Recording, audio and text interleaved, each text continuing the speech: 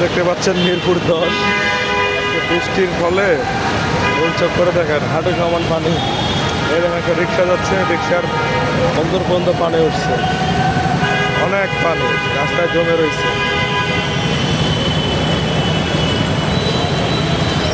দেখেন কত পানি, শুধু পানি আর পানি, হাঁটু পর্যন্ত পানি এই মিরপুর 10 নম্বর গোলচক করে।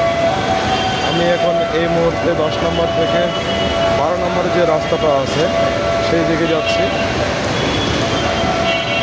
আসলে যত পানি কি করার নেই, অনেক পানি, অনেক। এই দেখেন গাড়ি যাচ্ছে, ওয়ান কাইন্ড অফ সমুদ্রের ঢেউ, তো বড় বড় ঢেউ।